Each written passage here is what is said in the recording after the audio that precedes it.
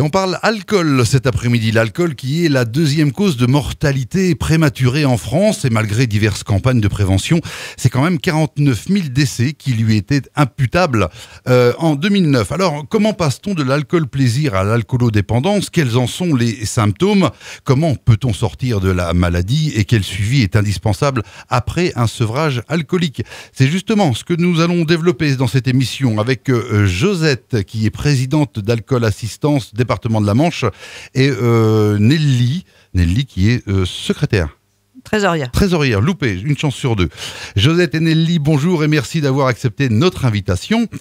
Alors, rapidement, Josette, quelles sont les missions d'Alcool Assistance, notamment sur le département de la Manche?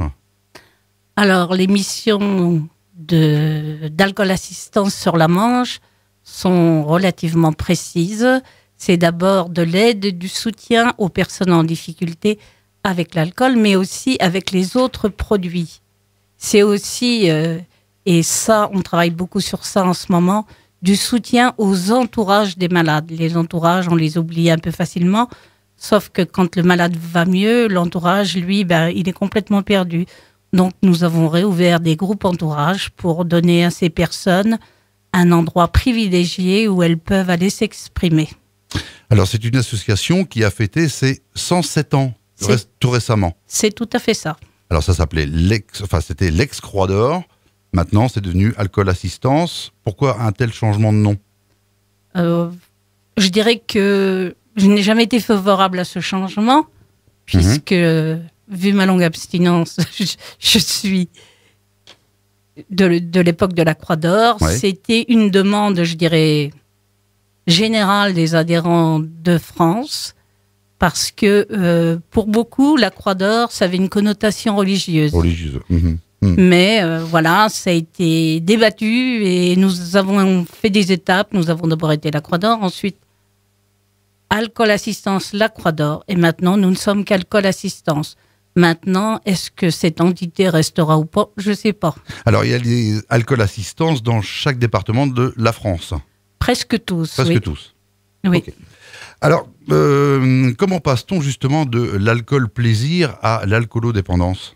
Qui veut prendre la parole sur ce sujet? L'alcool plaisir à l'alcoolodépendance, c'est-à-dire qu'à un moment donné, ça devient même plus de plaisir. Enfin, c'est-à-dire que on en a de plus en plus besoin, donc là, ça devient même plus du plaisir. Là, on rentre dans la dépendance et là, on peut même plus s'en passer du tout, quoi. Donc, c'est bien. Moi, du plaisir, je suis passé à la dépendance, quoi. Donc, on s'aperçoit de ce changement, de cet état de fait, on s'en aperçoit, nous, personnellement? Moi, je m'en suis pas aperçu. Et l'entourage, oui. Bah, bien sûr. Évidemment. On dit qu'un alcoolique, c'est péjoratif ce que je dis. Ouais. Un alcoolique, c'est monsieur ou madame tout le monde. Vous êtes d'accord? Oui. Complètement. Ça peut toucher n'importe qui. Bien sûr. Oh oui. Personne n'est donc à l'abri. Non. Et surtout pas les femmes. On va en parler des femmes justement, parce que je crois que c'est un sujet qui vous tient particulièrement à cœur, cet alcool au féminin. Alors, qui veut justement de vous deux commencer à parler de cette consommation d'alcool chez les femmes? Alors, je pense que je vais laisser à Nelly ce débat, parce que mon alcoolisation étant déjà très ancienne, j'ai pas utilisé les produits de maintenant. J'ai pas. Il y a quelques phases de mon alcoolisme qui se sont évacuées de mon cerveau, je vais dire. Hein. Donc, je pense que Nelly est tout à fait la bonne personne pour répondre à cette question. Alors, comment on peut justement rentrer dans le vif du sujet, Nelly? On vous écoute. Alors, moi, déjà, il y a un message que je voudrais faire passer, c'est il y a l'alcool au féminin, mais l'alcool maman, c'est-à-dire quand tu es maman. Donc voilà, parce que moi, je vais avoir 60 ans, je pense que je ne sais pas si c'est encore comme ça maintenant, mais une maman dans un bar est pointée du doigt, alors qu'un papa, lui, il a le droit d'aller boire jusqu'à 20h, 21h, on va rien lui dire, quoi. Que pour moi, je pense que c'est déjà ça. Donc voilà, et donc je voudrais faire passer un message, c'est que on peut et on a le droit de se faire soigner autant que les hommes, et qu'il faut justement faire pousser les femmes à aller se faire soigner, à aller se faire aider. Et les médecins dictologues le disent, ils sont heureux maintenant, enfin, heureux façon de parler, ils disent qu'ils sont heureux de voir rentrer dans leur centre de soins et de tout ce qui est psychologie, de voir les femmes aller se faire aider parce que c'est un sujet tabou, l'alcool au féminin. Il y a toujours ce cliché, Ouais. ça c'est depuis des années que ça dure, une femme au bar, c'est pas normal.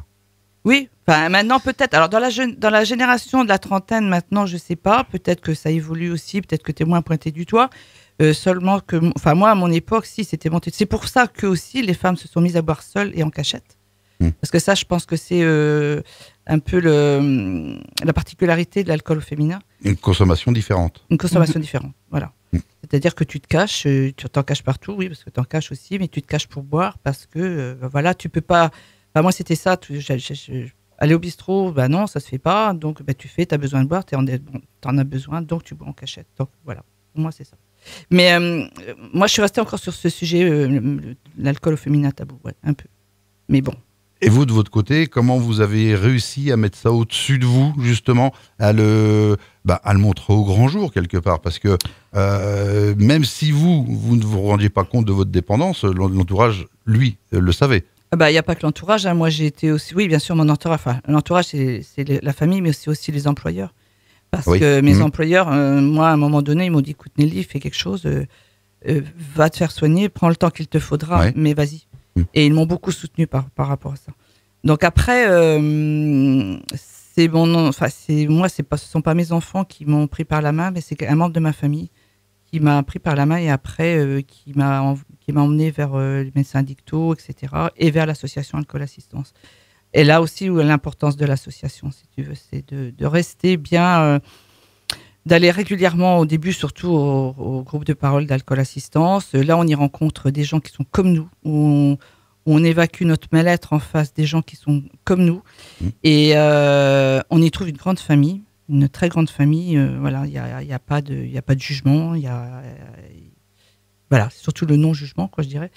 Et c'est très important de continuer à aller donc toujours à suivre ces réunions qui sont proposées régulièrement par l'association Alcool Assistance. Et dans tout le département. Et dans tout le département. Voilà. La différence entre l'alcoolisation masculine et féminine, donc on l'a vu, hein, les bars, on se cache plus quand on est une femme, mais je dirais, allez, je vais parler cru, hein, mais les doses que vous ingurgitiez, c'est la même chose qu'un homme ou moins? Alors moi, je suis allée très loin. Oui. Je suis allée très très loin, donc à la fin de... Alors j'espère que je vais choquer personne dans ce que je vais dire. Mais de toute façon, on est là pour en parler ouvertement, Ouais. Hein. Il y a pas de problème. Hein. Donc moi, à la fin de ma décadence, avant que j'arrive à sortir la tête de l'eau, mon petit déjeuner, c'était la bouteille de Ricard au goulot. Ah oui, d'accord. Okay. Donc c'est pour ça que moi aujourd'hui je m'en cache pas. Il faut, alors c'est un message d'espoir que je suis en train d'essayer de donner aux femmes, quoi. C'est de... même si elles sont dans le fond du trou, comme on dit, même si elles vont très loin, que moi aussi je suis allée très loin et que on peut y arriver. Mais quelle que soit la dose ingurgitée, on peut très bien s'en sortir. La preuve, vous en êtes toutes les deux des preuves vivantes. Hein. Même si le chemin a été compliqué pour sortir la tête de l'eau, c'est encore une image. C'est une image. Mais en tous les cas, voilà, vous êtes ici toutes les deux cet après-midi. On va marquer une courte pause. J'ai un petit message, moi, pour les auditeurs et les auditrices de AGFM. Si vous avez bien sûr des questions sur le sujet de la dépendance à l'alcool, eh bien, ces questions, elles sont les bienvenues par messagerie instantanée, depuis notre page Facebook.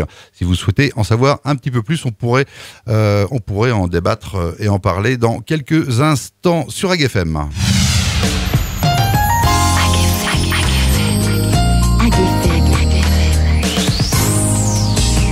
AGFM. 15h29 à l'instant, c'était Kin avec Nothing on My Way. AGFM 96.6. Et si vous nous rejoignez sur AGFM, je vous rappelle que nous sommes en direct avec Josette et Nelly qui sont représentants de l'association Alcool Assistance département de la Manche. Alors, avant la pause, nous avons évoqué la glissade vers la dépendance, hein, et puis la façon dont l'alcool plaisir devient l'alcool indispensable au quotidien.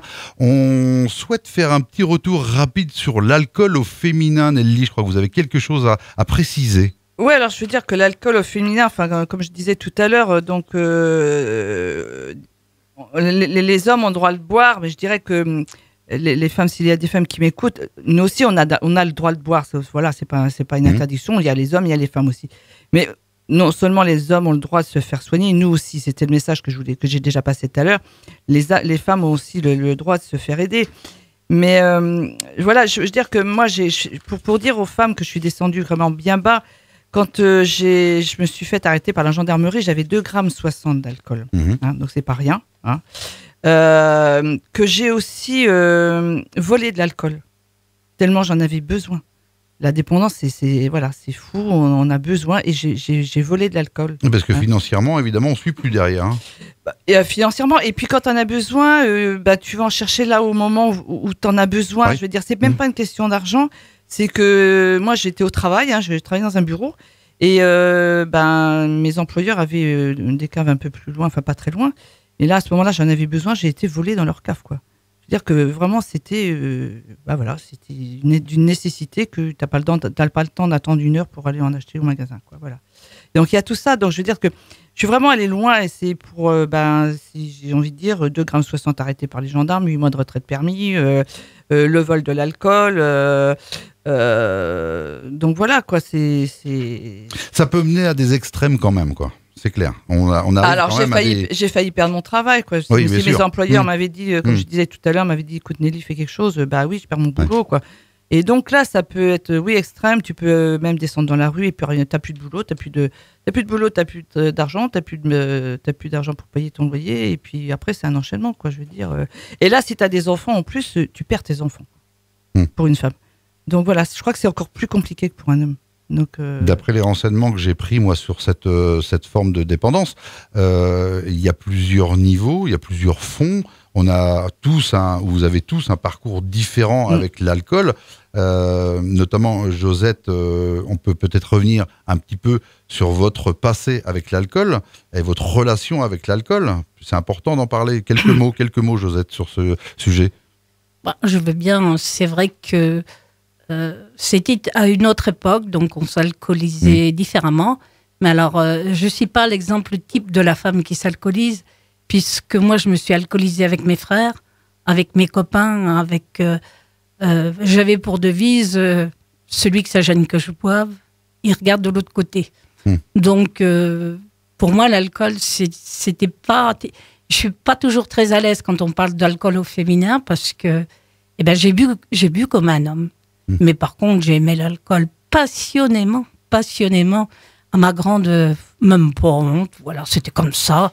Non, même pas honte. À mon grand regret, je pense qu'à une époque de ma vie, et ça m'émeut de le dire, mais à une époque de ma vie, je crois que mon mari et mes adorables filles, elles comptaient plus. C'était la fête avec les copains, la fête, et j'aimais l'alcool plus que tout.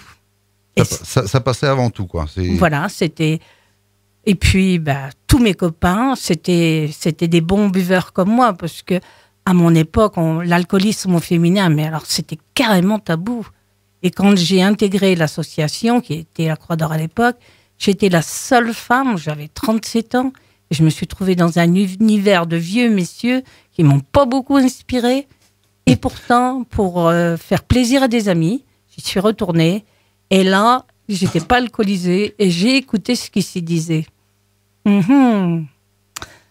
Donc là, j'ai réfléchi, j'ai dit à mon mari, si un jour j'ai un problème d'alcool, c'est pour ceux-là qui m'aideront. Est-ce que vous pensez que le regard des gens, le regard extérieur a changé depuis votre époque d'alcoolisation? Est-ce que vous pensez que maintenant, on perçoit différemment l'alcool au féminin ou pas? Ou c'est toujours montré du doigt? Alors, moi, j'ai l'impression que l'alcool au féminin est quand même plus jugé de façon plus négative que l'alcool au masculin. Un homme, on va dire, c'est un bon vivant, c'est gna gna gna. Une femme, on va tout de suite lui coller des étiquettes, mauvaise mère, mauvaise ménagère. Et voilà, c'est vrai que la femme, c'est la société qui veut ça de toute façon. Qui induit ce jugement-là. Mais en fait, aujourd'hui, un homme ou une femme, malade alcoolique, même combat. Le résultat est le même. Quels sont les symptômes de la dépendance à l'alcool? On peut en parler, c'est important pour nos auditeurs. Comment appréhender justement quelqu'un qui qui sombre gentiment, entre guillemets, dans l'alcool, quels en sont les symptômes qui peuvent alerter? Alors, on va dire que déjà les symptômes, ils sont divers et variés, un peu suivant le degré d'alcoolisation, parce que si c'est quelqu'un qui est en début de maladie alcoolique ou plus loin, c'est des pertes de mémoire, c'est des sueurs, des tremblements, des insomnies, des cauchemars, et comment aborder ces gens-là, c'est pareil, il faut y aller sur la pointe des pieds. Je dirais surtout pas les juger. Surtout pas les juger, ils sont malades. Il faut vraiment bien qu'on mette ça dans le cerveau de tous. C'est une maladie. Alors justement, je vous coupe, mais ils sont malades, vous dites. Est-ce qu'ils se rendent compte? Est-ce qu'ils ne sont pas encore dans un phénomène de déni? À partir de quel moment vont-ils vraiment prendre conscience du problème qui les touche? Alors pour certains, ça va être relativement tôt. Des alertes familiales, des alertes professionnelles. Et puis pour d'autres, il va falloir avoir eu tout un tas de problèmes et perte d'emploi et perte de famille. Et voilà, chaque malade est différent et s'arrête à un niveau différent. Mais il n'est pas indispensable d'aller, comme on dit communément, au fond du trou pour s'arrêter. Alors moi, je dirais que déjà, le fond du trou, c'est à chacun notre fond du trou. C'est ça, oui. C'est les fameux niveaux dont je parlais tout à l'heure. Si tu veux, moi, j'ai un fond du trou, Josette a eu le sien, et je pense que c'est pas le même. C'est pas le même. Et quand on touche le fond, on rebondit, mais à chacun le sien, je pense, ouais. À chacun le sien. Donc c'est. On aborde la question suivante. Comment peut-on sortir, c'est plutôt le message d'espoir, comment peut-on sortir de la maladie et devenir un abstinent ou une abstinente heureuse? Alors déjà, il faut savoir que si on ne devient pas un abstinent heureux, on n'est malheureusement pas abstinent longtemps. Parce que si c'est une autre façon d'être malheureux que celle qu'on avait quand on était dans le produit, je vois pas l'intérêt. Donc, comment devient-on un abstinent heureux? Il faut se donner des moyens. Et les moyens, il y en a maintenant des divers et variés. Et ça passe par les soins, par l'environnement familial. Et une chose sur laquelle Nelly insiste beaucoup, c'est le soutien d'une association, peu importe laquelle, mais trouver un endroit privilégié où on peut parler de sa maladie sans être jugé, sans être regardé de travers, sans être étiqueté. Ça n'a pas de prix, ça.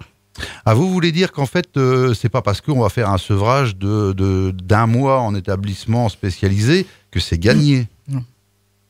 C'est ça, ma question, elle est là. Non, pas du tout. C'est quand même un parcours du combattant après qui va se dresser devant l'intéressé, quoi. Non, oui, tout à fait. On peut faire 2-3 cures de 3 semaines, un mois, et puis voilà, on va pas avancer sur le sujet.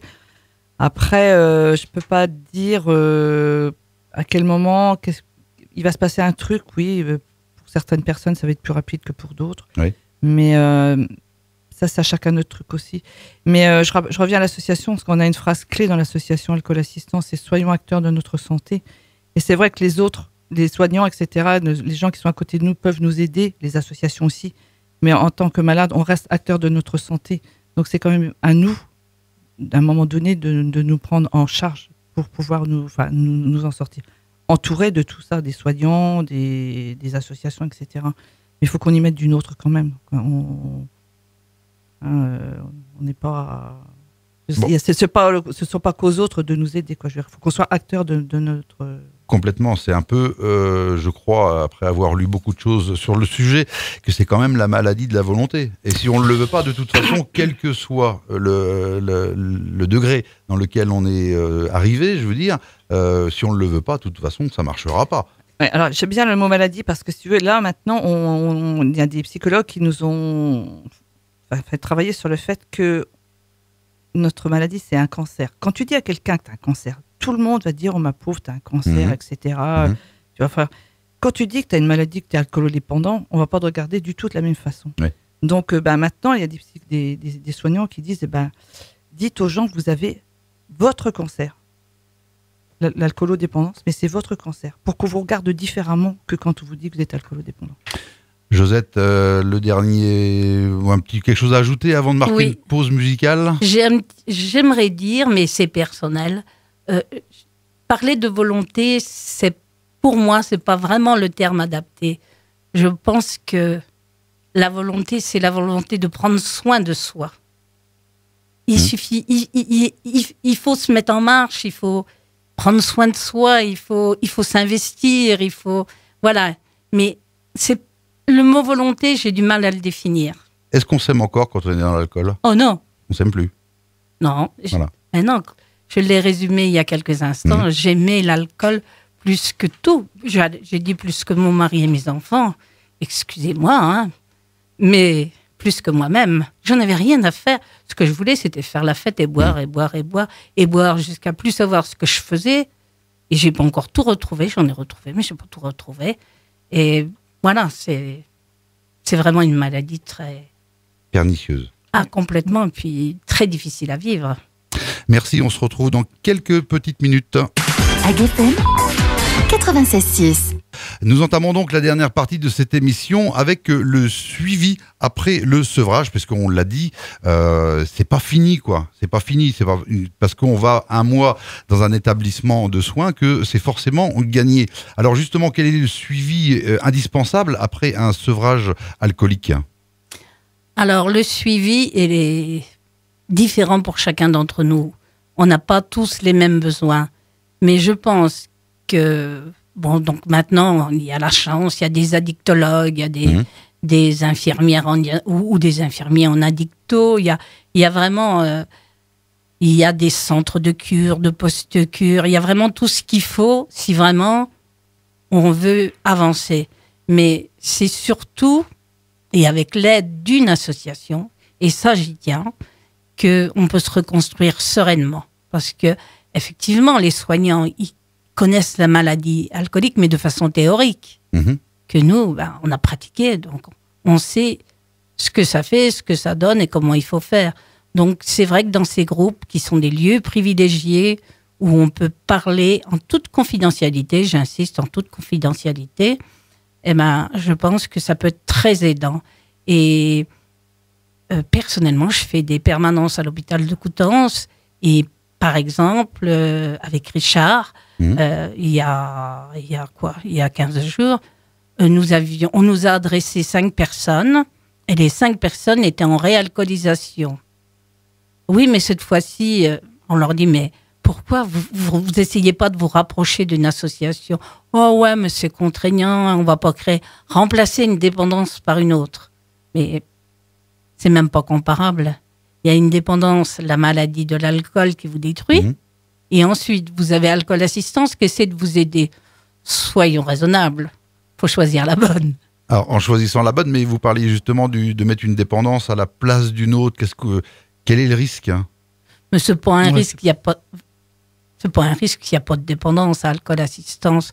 Au début, on y va parce que peut-être quelquefois poussé par son entourage, poussé par les médecins, poussé par les amis, mais très très vite, on s'y sent bien et on n'a qu'une envie, c'est d'y retourner. Mais on y va à son rythme, on y va quand on veut.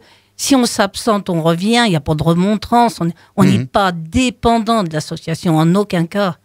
Je dirais que ceux qui sont restés, ils aiment leur association parce qu'ils y sont bien. Cela leur a beaucoup apporté. Mais je veux dire, plus d'un point de vue plus psychologique, on sort d'une dépendance. Est-ce que, je ne parle pas d'Alcool Assistance, est-ce qu'il n'y a pas de risque de mettre autre chose à la place qui ne soit pas forcément mieux que l'alcool? C'est là que le fond de ma question tout à l'heure, il était là. C'est pas tant de dire est-ce qu'il y a un risque à venir à Alcool Assistance. Non, j'en doute pas. Mais est-ce qu'on peut pas faire autre chose? Je sais pas, moi, je vous lance ça comme ça. Ça peut être passer dans la drogue, passer dans le jeu, voilà. Il y a aussi ce risque-là. Effectivement, ça c'est très vrai. C'est un problème récurrent. Hein. Et j'ai en tête le cas d'un petit jeune qui cannabis, alcool. Il a supprimé l'alcool, il a augmenté sa consommation de cannabis. Là, on lui a dit, t'es un petit joueur, ça va pas faire comme ça. Il a arrêté le cannabis, il a repris l'alcool en excès. Et malheureusement, souvent, c'est pour ça que nous devons être vigilants, et les familles aussi, le malade alcoolique, c'est quand même un malade de l'excès. Oui. Et donc, il cherche des des compensations, des sensations ailleurs. Donc là, effectivement, il faut être vigilant. Alors, il y a le jeu, il y a le sexe, il y a le... Qu'est-ce que je dirais, moi? Il y en a, c'est le sport, mais ils vont se mettre à faire du sport jusqu'à se faire mal. Il y en a d'autres, c'est la moto. Ça dépend des personnes. Mais le jeu, quand même, c'est assez récurrent. C'est assez récurrent, ouais. Quelque chose à ajouter, Nelly, sur le...